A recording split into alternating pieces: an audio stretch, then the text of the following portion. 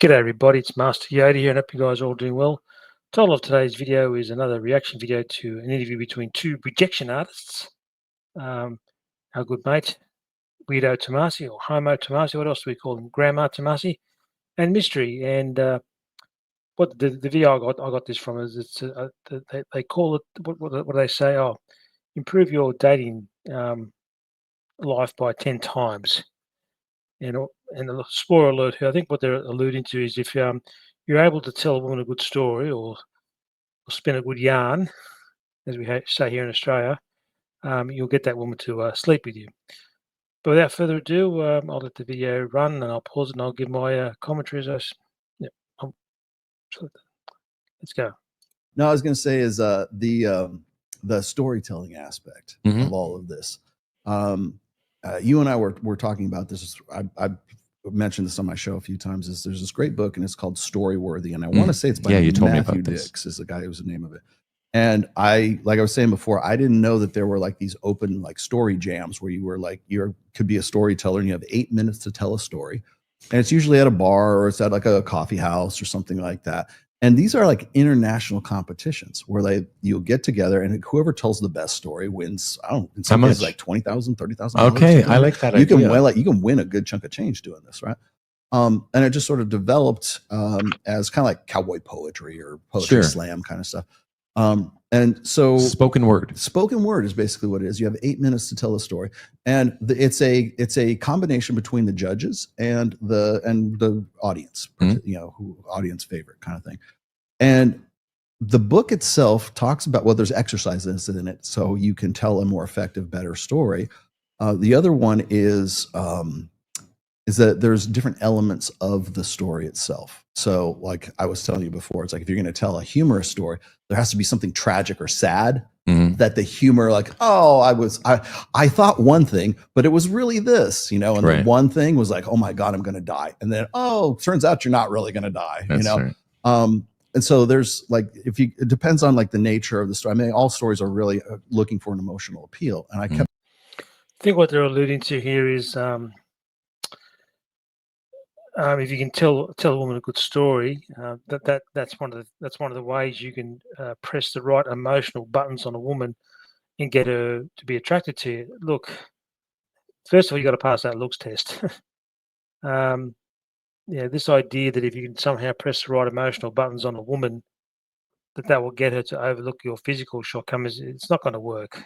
I know Mystery, many of his autistic teachings to men regarding picking up women, you got to be a good storyteller. Got to be a storyteller. Another way of putting it, you often hear people say, "Oh, that guy's got the gift of the gab." Gift of the gab. He knows how to talk to women. Yeah, you got to be able to have be able to talk to them, be able to have a conversation with them, and have a normal conversation with them. But you've got to pass that looks test first. So you can spin all the good stories you want, but if she's not physically attracted to you, she's not going to be interested.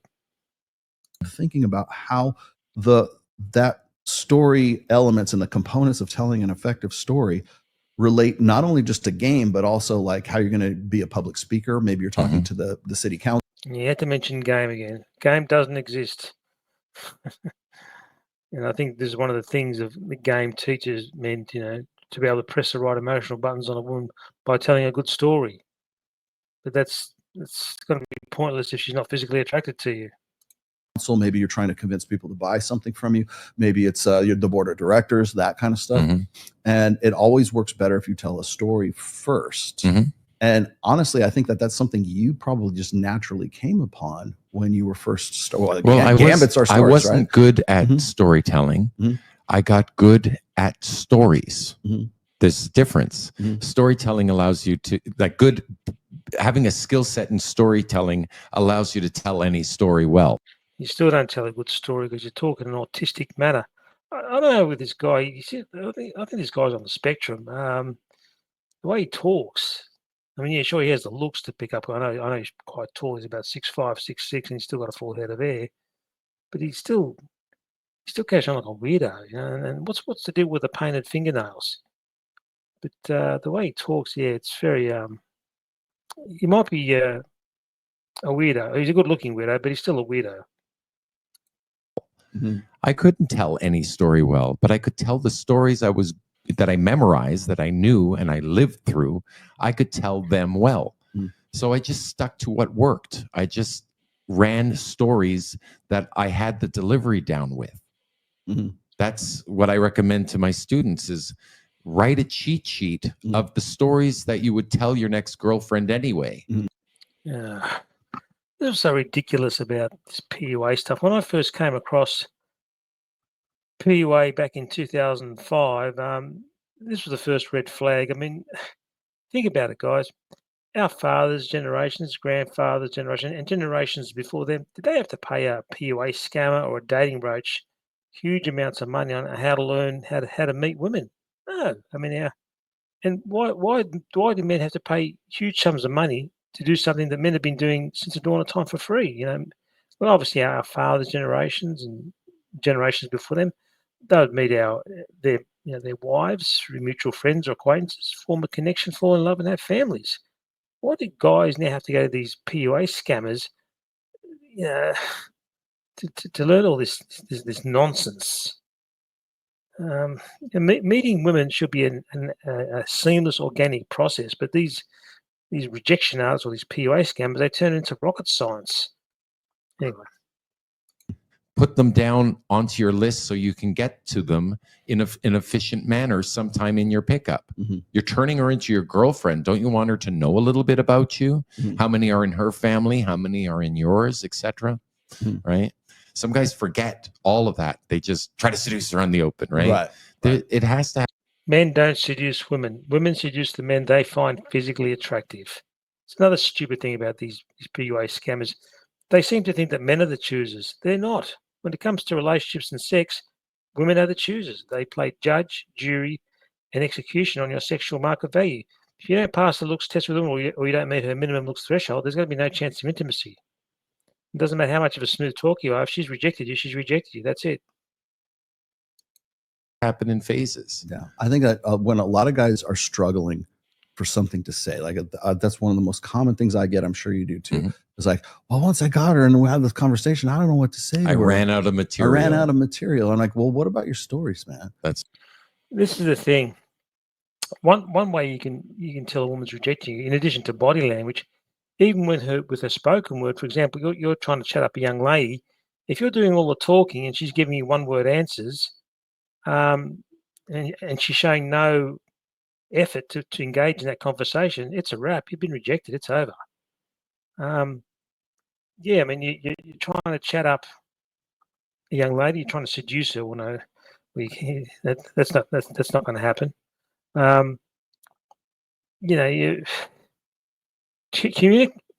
Communication, just like attraction, has to be a two-way street. If you're doing all the talking, it's a wrap. If she's giving you one-word answers, it's a wrap. If she's making no effort to engage in the conversation, once again, it's a wrap. She's rejecting you. If a man and woman are attracted to each other, that conversation has got to be 50-50. You do 50% of the talking, she does 50% of the talking, and she has to show interest in you. And if she isn't interested in you, she'll ask you questions. As a man, if you've got to do the talking, if you have to ask the questions, it's over. She's got to show interest in you as well by engaging in the conversation. And as I said before, communication, just like attraction, has to be a two-way street. But with these PUA autists or pickup autists, that's what they should call themselves, they're not talking about it. Another thing they're not talking about too is the once again, body language. What body language are you getting from that woman? Is it cold and dismissive? Is she giving you dirty looks or silent treatment? Or is it warm and inviting? But if a woman's really genuinely attracted to you, she will engage in the conversation. She will engage with you. That's right. And then springboarding off of other people's stories, because if you listen to other people telling stories, that might remind you of something that happened to you or something you think you've thought about in the past. In qualifying in the third phase, I'm not merely asking her questions and hearing her answers. When she answers with the story from my questioning, I'll then go into a similar story and then ask her another question. Oops, sorry.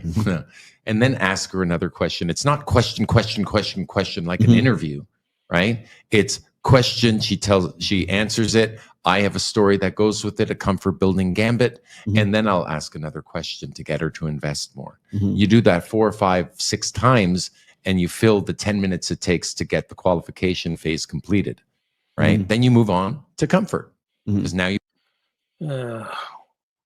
One autistic thing about Mystery's teaching. Have you ever seen him do a presentation when he's teaching his suckers, his PUA students that pay this guy huge amounts of money to learn how to get rejected by women? One thing for sure, if you listen to the advice that these PUA scammers give you, it's the best way on how not to get laid. Yeah, what he does, Mystery, he'll have a whiteboard, and he goes through all the phases of seduction and attraction. You know, there's C1, C2, and all this crap. It's just ridiculous. I mean, do you think Chad and Tyrone have to jump through all these hoops? And yeah, no, all Chad and Tyrone's got to do, they just have to put themselves out there. Women give them the choosing signals, and all they've got to do is be able to hold a normal conversation. Don't act like a dickhead, and the rest is history. But the way Mystery and these PUAs go on, she has to qualify you, and all they go. PUAs have got this retarded jargon, push technique, DHV. What's that stand for? Demonstrate high value. You have to qualify. She has to qualify you, and all this crap. It's just, having a relationship with a woman or hooking up with a woman, it should be a seamless, organic process. It should be a simple, straightforward process. But these PUAs, they turn it into rocket science or quantum physics. You've gotten to know each other, and you like each other, at least with the Kino escalation. Right. If you're arm in arm, one-on-one with a girl, that's the dream. Okay, that's another bit of PUA joke. I'm not sure exactly what that means. As for escalation, look, you really can't escalate things with a woman unless she gives you the green light or choosing signals to do so. You have to handle all the logistics. She's with her friends. She's standing. The bartender is taking their order. So you got to handle all those logistics to be able to sit with the woman of interest and get to know her. I think what Mystery is referring to is when you're trying to pick up a woman in a nightclub or a bar. Look, nightclubs are the most brutal environments to try and pick up a woman. They're sausage fests. You're competing against a lot better looking guys. The music's loud. I mean, I can't stand dance music anyway. But it's a brutal environment to try and meet women. Why would you even bother? And even if you do manage to fluke it and you take a woman home or she takes you home, and once obviously the bedroom fun must be 100% consensual. What's to stop her from the next morning or whenever filing a false allegation against you? You're probably better off paying for play. And it'll probably work out cheaper as well once you factor in the cost of nightclub entry fees, cost of alcohol, even if you buy alcohol for yourself, food, and your very expensive Uber or taxi to get yourself home, because obviously chances are you're going to be too pissed. Sorry, pissed is Aussie slang for getting drunk to get home. You don't want to risk getting done by the police for DUI. So, yeah, you're probably better off pay for play.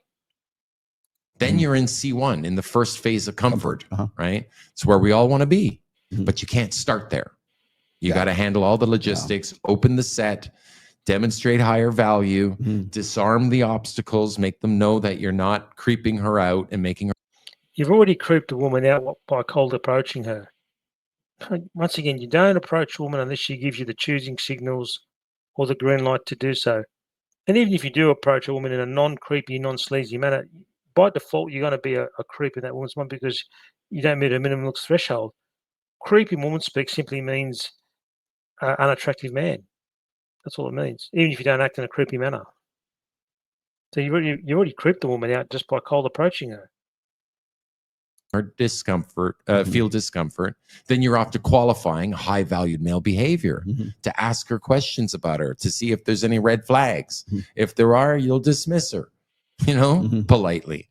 If there's green flags, you can reward her for the good behavior, tell her stories back with DHVs in them, that is green flags in your stories. Then you're off into comfort, arm in arm, getting to know each other. Then you can move the set either forward or backwards to adjacent sets, back to the friends you came with, if you came with friends, back to the previous set.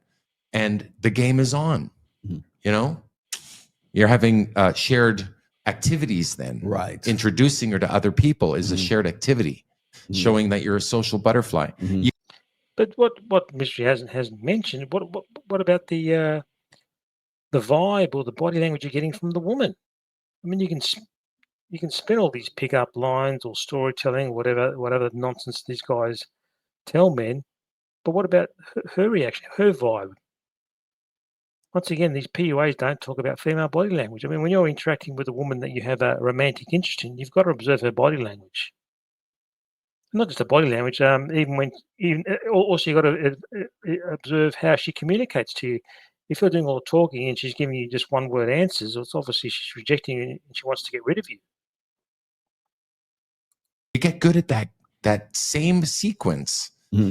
And critically, when a woman of particular quality comes along, you'll just run your core material that you got good at over the last 6 weeks, and God forbid, get the girl. This is what's ridiculous about PUA teachings. Mystery says, "Oh, you get good at this." How can you get good at something when A, picking up women is not a skill, and B, you've got no control over the outcome, regardless of how well you present yourself to a woman or how well you speak to her. If she's not physically attracted to you, it's just not going to happen. You're not going to go to bed with her. But the way Mystery is going on here is, if you spit out the right pickup lines, and you'll get better at this. By keep doing it over and over again. Look, picking up a woman or trying to pick up a woman from a bar or nightclub is not a skill. It never has been, never will be. A true skill is like learning how to play a musical instrument. For example, guitar, which I play not particularly well.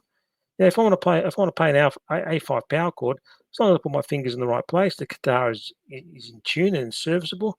I hit the right strings, it's going to make that sound. The guitar's a neutral object. It'll do what I command it to do. A woman, on the other hand, is a different. It's a human being with a mind of its own, and she's going to either work with you or against you, depending on how physically attractive she finds you. If she doesn't find you physically attractive, she's going to work against you. If she does like the look of you, she'll work with you. This is the problem. One of those ridiculous things about PUA. You've got no control over the outcome, and you're not going to get better at by doing because it's not a skill that once learned can be replicated. As I said before, playing a music instrument, that's a skill that you can get better at because it actually is a skill. And you get better at it by practicing.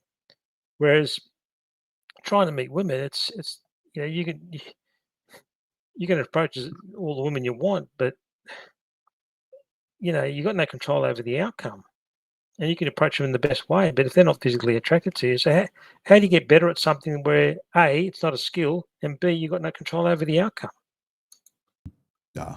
I was telling you a story yesterday, and I didn't get to finish my story with you. Please. So everybody on this show has already heard this story, but I'll do it again. But I'm going to tell you the reason why I started using this. I started using stories as part of my own material, for the show even, is because people really human beings have been we're storytellers, right? We had oral traditions. Before we had written words and everything, we told ourselves stories, right? So I was telling you this story is the first time I ever got with a woman who would be considered a quote unquote cougar. Sorry, guys. Rollo's going to go on about some woman that he allegedly picked up. So just please just bear with me. Or a MILF. Okay. And so I was 22 and she was 41. Okay. And she was the manager of the band that I was in at the time. And she said, "Oh, I think you're cute," blah, blah, blah. And I was a little hesitant to hook up with somebody who was that age because she knew that I was already hooking up with other girls as well. But she don't know about that. These PUAs, they tend to overstate their the amount of women that they've slept with. So who knows? She kind of won me over because she was just so ever present all the time. You want to talk about gaming me and coming after me? That was definitely that case. And so I started seeing her, semi regularly, and she would buy me stuff. She gave me a car so I could come and see her and stuff. I've never had a girl give me a car before. But look, assuming what Rollo's saying is true. If you listen to what he said before, the woman she picked him. She showed interest in him. She gave him the choosing signal. So all he had to do was just be able to maintain a normal conversation, don't act like a dickhead, and he was in with this woman. And he just said that this woman bought gifts, bought things for him. So what PUA stuff did he need? No, the woman had already picked him. He didn't need to tell the stories or pick up lines. The woman's already picked you. She's already chosen you. But now he's just spurging out. He's always saying, "Oh no, it was my game that got the guy." No, the woman already she appreciates. She already liked you.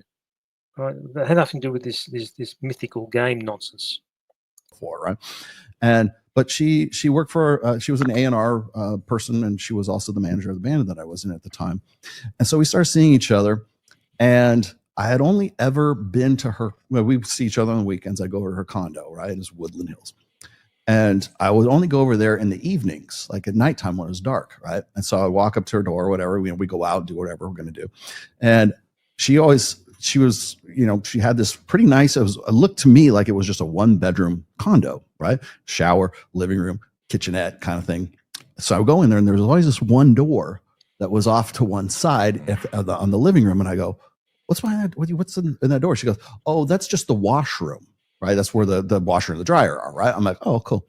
And then one time I came over to her place, and it was like in the daytime. Right, it was like a Friday, and I was waiting around for her and stuff. I look at the condo. I go, this condo is a lot longer than like I know where the living room would be about. And I'm just like looking at the front door to the living room to where the length of the. Bear with me, guys. Rollo's spurging out. One very annoying thing about this guy. He just talks and talks and talks and talks. So just please bear with me. The next front door would be room. And I was like, yeah, this is a much bigger condo than I thought. So the following morning, when she's taking a shower, I get up and I go and I look in the door. And yes, there's a washroom there. But there's also her like 10-year-old son's bedroom was back there as well. And so she was a single mother, and she didn't want me to know that she was a single mother. She should come out with that on the open. I was going to say. Yeah. And it was at the proudly. Because people have asked me, oh, Rolo, have you ever got with a single mother? Yes, but not intentionally. Right. Fair enough. Not intentionally. And so that was my sort of, humorous story as to like how I figured out that she was a single mother, which led to a life learning lesson, which is that when a woman is a single mother, she presumes that that's going to be a disadvantage to her, and she's not wrong. She's not wrong. They call it, she's not wrong. No, that's the and greatest I'm 22, accolade. and I don't care. I'm having sex with a 41-year-old chick who like thinks the world of me. So I didn't really give two shits about it because I knew I wasn't going to marry her. I was done with her in 8 months, right? Yeah, I wouldn't date single mothers because you're not going to be the priority. Her kid or kids, depending how many kids you have, are going to be the priority. At the moment, a close friend of mine, he's been dating a single mother for just over 3.5 years, and the relationship's going pretty bad. She often disrespects him, busts his balls, and he spent a bit of money on it. He's taken her on 3 holidays where she was rude to him, disrespected him. On one occasion, about 3 years ago, she humiliated him in front of her friends. You don't do stuff like that. Look, if you can hook up, if you can have a hook up with a few single mothers, yeah, go for it.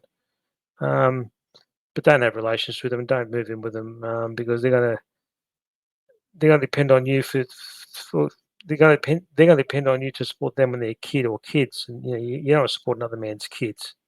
I mean, if you hook up with them for a brief, casual fling, yeah, do that. But don't commit yourself to them, and definitely don't marry them.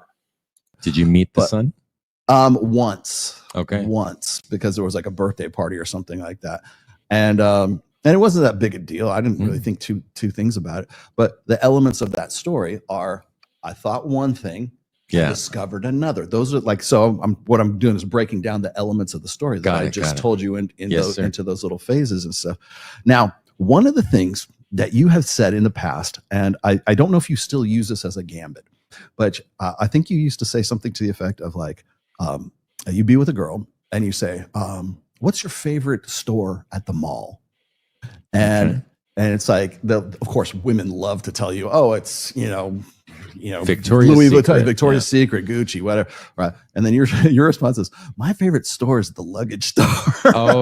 My luggage gambit. I laugh my ass off. It's based on a true story. And I broke it down into the key elements and why it's effective. And that's one of those dudes. Tell him to be quiet.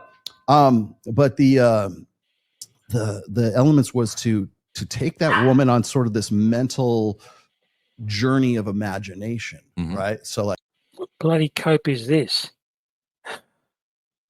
Like I said before, yes, you need to be able to have a decent, a good, intelligent conversation with a woman. But if you're doing most of the talking and she's just giving you one-word answers, yeah. But I think what I was alluding to here is the opinion open, or like you just said, you ask a woman what's her favourite shopping place, or you ask for their opinion on something. I suppose it's a good way to break the ice, but she's got to be attracted to you for her to engage in that conversation. Like I said before, communication, just like attraction, has to be a two-way street. If you're doing all the talking and she's not engaging in the conversation, it's a wrap. She obviously doesn't like you.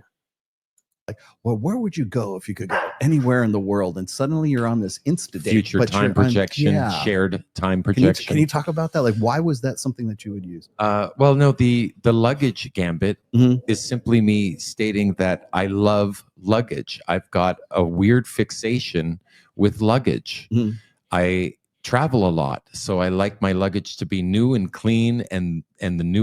Yeah, the reason why he can travel was because of the suckers that pay him the huge amount of money to his PUA scam. Yeah, he's able to travel around the world and meet women. This is it's probably one of the scammiest part of the PUA industry.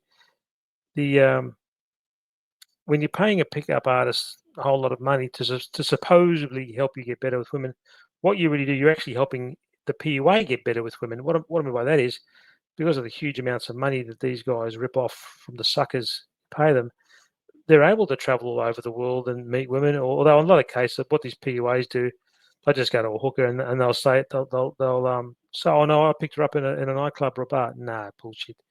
A lot of these guys they just end up going to hookers, and the reason they're able to finance that is from the suckers who pay them the money for the boot camps and what have you. Newest, lightest versions. So I will ethereally be pulled into a luggage store, right? And sometimes I don't even know why I'm there. It's just something I get dragged into. And then I parallel it by saying, that's how I feel about you. I'm drawn to you like luggage. Oh, God. Cheesy pickup line. I don't think that would work. And do you then go off into sort of like this, like, where would you go? Like, where would we go if we could go anywhere in the world? That's a different idea. That was my luggage. But that was the point, yeah. But yeah, future time projection is where you say, I can picture you and I on a beach, me dressed as a priest, you dressed as a nun, and we should make out in front of people and see. God, if you did that, the woman's going to take that as you're coming on too strong, and that women don't find that attractive. It's actually quite creepy. I mean, obviously, if she's really attracted to you, and she's equally and enthusiastically engaged in the conversation, you could say something like that. But that's only after she's given you the green light to do so. But basically, what Mystery's saying here is, start escalating, start getting sexual with a woman. Well, what if she hasn't given you the green light to do so? I mean, if you said something like that to a woman who wasn't physically attracted to you, you're going to come off as, well, it's two things. One, as a creep, and you're coming on too strong. Oh, these guys give the most terrible dating advice to men. They really do. What happens, right? Future time projection. And that's also absurdity as well. Being absurd is fun. Yeah. It's very entertaining. But future time projection is where you convey to her an image of the two of you together 6 months from now. Look, if you did that, you once again, you'd be seen as creepy and you're coming on too strong. I mean, it's okay if she's physically attracted to you and she's showing interest in you, but if she hasn't shown any interest in you, if you said something like that, you're going to creep her out, as said before, because you're coming on too strong. Anyway, guys, that concludes my reaction to these two rejection artists. So basically, I think what these guys are saying is, if you can spin a good story, or if you've got the gift of the gab, you can get a woman to be attracted to you. Well, no, that's not going to work unless she finds you physically attractive. And as I said, communication, just like attraction, has to be a two-way street. She has to enthusiastically engage in the conversation. you can't be doing all the talking. She's got to be equally invested in that conversation. And if she's not, and she's giving you one-word answers, I'll say it's a wrap. She's rejecting him. Anyway, guys, that concludes my reaction to these two rejection artists. Thank you for listening to my video. If you'd like to leave your likes, comment, and subscribe, and I'll speak to you soon. You guys have a great day. Bye for now.